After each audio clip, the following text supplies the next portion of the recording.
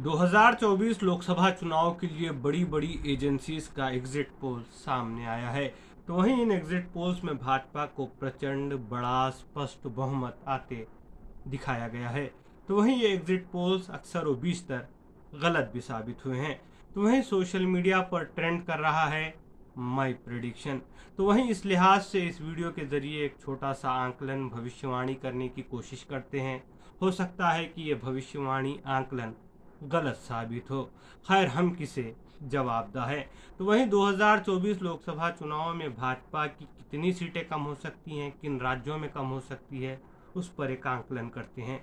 महाराष्ट्र में भाजपा की 10 सीटें कम हो सकती हैं, कर्नाटका में 10 या उससे अधिक सीटें कम हो सकती हैं।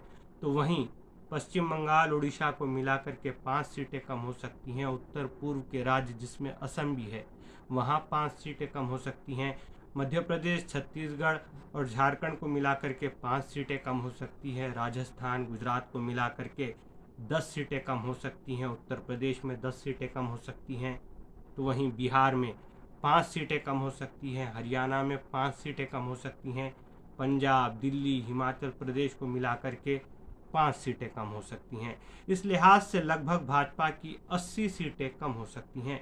तो वहीं जो भाजपा के सहयोगी दल है, एनडीए का हिस्सा है, जिसमें अजित पवार की एनसीपी है, एकनाथ शिंदे की शिवसेना है, नीतीश कुमार की जेडीयू है, चंद्रबाबू नायडू की तेलुगु देशम पार्टी है, मान लीजिए इन सबको मिलाकर के 25 सीटें आ जाती हैं। 25 और भाजपा की 220, 245 हो गई, और 5 ऐड कर लीजिए, उसमें जोड़ दीजिए, 250 हो गई, और 22 सीटों की ज़रूरत है। ये 22 सीटें भाजपा को कहाँ से प्राप्त होंगी? क्या आंध्र प्रदेश में जगन मोहन रेड्डी भाजपा का समर्थन करेंगे सरकार बनाने के लिए चुनाव के बाद? क्या आंध्र प्रदेश के अल्पसंख्यकों और मुसलमानों ने जगन मोहन रेड्डी को इसीलिए वोट दिया एक तरफा कि वो भाजपा को केंद्र में सरकार बनाने के लिए समर्थन करे? उड़ीसा में भाजपा बीजू जनता दल से सरकार हासिल कर लेना चाहती है, वहाँ अपनी सरकार बीजेपी बनाना चाहती है। तो क्या इस लिहाज से नवीन पटनायक बीजेपी का समर्थन कर सकते हैं क्या? ये मुश्किल दिखता है। तो वहीं कांग्रेस को कितनी सीटें किन किन राज्यों में आ सकती हैं, उस पर छोटा सा एक आंकलन करते हैं। कर्नाटका में 10 या उससे अधिक सीटें कांग्रेस को प्राप्त हो सकती हैं।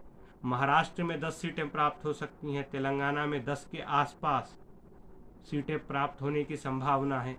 तो वहीं पश्चिम बंगाल और उड़ीसा को मिलाकर के 5 सीटें प्राप्त हो सकती है। तमिलनाडु और पौंडीचेरी की एक सीट मिलाकर के 10 सीटें प्राप्त हो सकती हैं। केरला में 10 से अधिक सीटें प्राप्त हो सकती हैं। तो वहीं उत्तर पूर्वी राज्य जिसमें असम भी है, वहाँ 5 सीटें प्राप्त हो सकती है। बिहार में 5 सीटें प्राप्त हो सकती हैं। उत्तर प्रदेश में 5 सीटें प्राप्त हो सकती हैं। राजस्थान, गुजरात मिलाकर के 10 सीटें प्राप्त हो सकती हैं।